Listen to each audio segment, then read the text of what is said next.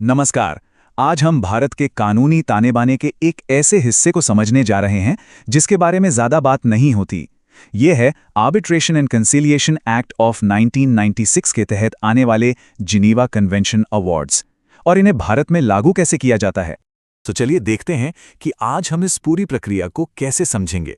हम शुरू करेंगे भारत में फॉरेन अवार्ड्स की जगह से, फिर जानेंगे कि जिनेवा अवार्ड आखिर होता क्या है और इसे लागू करवाने से लेकर अपील तक का पूरा रास्ता देखेंगे। सबसे पहले जिनेवा कन्वेंशन को समझने के लिए ये जानना जरूरी है कि हमारे इंडियन लॉ के बड़े से फ्रेमवर्क में ये आखिर फिट कहाँ बैठता है। तो देखिए, भारत का जो आर्बिट्रेशन एक्ट है उसका पार्ट 2 वो पूरा का पूरा फॉरेन अवार्ड्स के लिए है। और मजे की बात यह है कि इसे 2 चैप्टर्स में बांटा गया है। एक तो है न्यूयॉर्क कन्वेंशन के लिए, जो काफी ज्यादा जाना पहचाना है, और दूसरा है जिनेवा कन्वेंशन, जिसके बारे में हम आज बात कर रहे हैं। अब इन्हें अलग अलग रखना ही अपने आप में बताता है कि इन दोनों में कुछ तो फर्क है। तो सवाल उठता है कि इंडियन लॉ के हिसाब से जिनेवा अवार्ड आखिर है क्या? क्या हर फॉरेन अवार्ड जिनेवा अवार्ड होता है? नहीं। इसके लिए हमें सेक्शन 53 देखना होगा, जो इसके खास क्राइटेरिया बताता है। सीधी सी बात यह है कि ये एक आर्बिट्रेशन का फैसला है जो किसी कमर्शियल मामले से जुड़ा हो और एक खास तारीख 28 जुलाई 1924 को या उसके बाद दिया गया हो। लेकिन बात सिर्फ तारीख पर खत्म नहीं होती। किसी भी अवार्ड को जिनेवा अवार्ड का दर्जा मिलने के लिए कुछ और कानूनी बॉक्स भी टिक करने पड़ते हैं। जैसे एग्रीमेंट एक खास प्रोटोकॉल के तहत होना चाहिए, दोनों पार्टियां मान्यता प्राप्त देशों से होनी चाहिए, और सबसे जरूरी, वो अवार्ड अपने देश में फाइनल होना चाहिए, मतलब वहां उसकी वैलिडिटी पर कोई केस ना चल रहा हो। ठीक है, तो मान लेते हैं कि एक अवार्ड जिनेवा कन्वेंशन की सारी शर्तें पूरी करता है। अब असली सवाल आता है, इसे भारत में लागू कैसे करवाया जाए? अवार्ड हाथ में होने से लेकर उसे असल में अमल में लाने तक का रास्ता क्या है? इसके लिए कानून का सेक्शन 56 एक बहुत ही क्लियर 3 स्टेप की प्रोसेस बताता है। जो पार्टी अवार्ड लागू करवाना चाहती है उसे कोर्ट में ओरिजिनल अवार्ड दिखाना होगा। साथ ही ये भी सबूत देना होगा कि ये अवार्ड अपने मूल देश में फाइनल हो चुका है और सेक्शन 57 की सारी शर्तें भी पूरी हो चुकी हैं। और हाँ, यहाँ एक बात गांठ बांधने वाली है।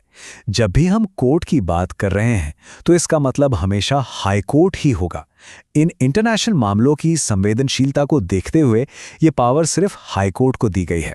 चलिए अब उस हिस्से पर आते हैं जो जिनेवा कन्वेंशन को खासकर ज्यादा इस्तेमाल होने वाले न्यूयॉर्क कन्वेंशन से बिल्कुल अलग खड़ा कर देता है। अब देखिए, यहीं पे जिनेवा और न्यूयॉर्क कन्वेंशन के बीच का सबसे बड़ा, सबसे फंडामेंटल फर्क सामने आता है, और वो है बर्डन ऑफ प्रूफ, यानी सबूत का भार किसके ऊपर है। न्यूयॉर्क कन्वेंशन में जो पार्टी अवार्ड को रोक रही है उसे साबित करना पड़ता है कि इसे क्यों लागू नहीं करना चाहिए। लेकिन जिनेवा में कहानी बिल्कुल उल्टी है। यहां जो पार्टी अवार्ड लागू करवाना चाहती है उसे खुद साबित करना होता है कि सारी शर्तें पूरी हुई हैं। ये एक बहुत बहुत बड़ा अंतर है। और ये शर्तें कोई मामूली नहीं है। इसमें एग्रीमेंट की वैलिडिटी से लेकर ये पक्का करना कि अवार्ड सही ट्रिब्यूनल ने दिया है, और सबसे अहम ये कि उसे लागू करना भारत की पब्लिक पॉलिसी या कानून के खिलाफ ना हो, ये सब साबित करना पड़ता है। तो एक बड़ा सवाल उठता है कि अगर अवार्ड लागू करवाने वाली पार्टी अपने सारे सबूत पेश कर भी दे तो क्या तब भी कोर्ट उसे लागू करने से मना कर सकती है? और इसका जवाब है हाँ, लेकिन सिर्फ कुछ खास हालतों में।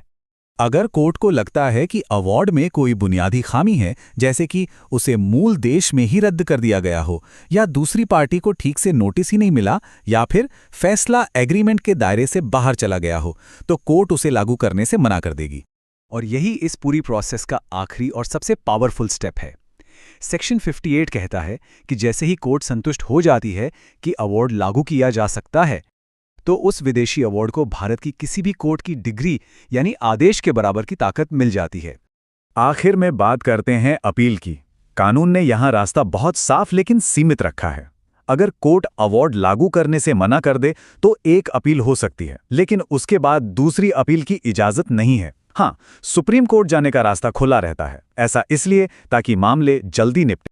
तो ये था जिनेवा कन्वेंशन का पूरा ढांचा, जो लगभग 100 साल से अंतर्राष्ट्रीय व्यापार का एक अहम हिस्सा रहा है। पर आज जब हम डिजिटल कॉन्ट्रैक्ट्स और ग्लोबल डिस्प्यूट्स की दुनिया में जी रहे हैं, तो ये सोचना लाजिमी है कि 20वीं सदी का ये कानून 21वीं सदी के कॉमर्स के साथ कैसे कदम से कदम मिलाएगा।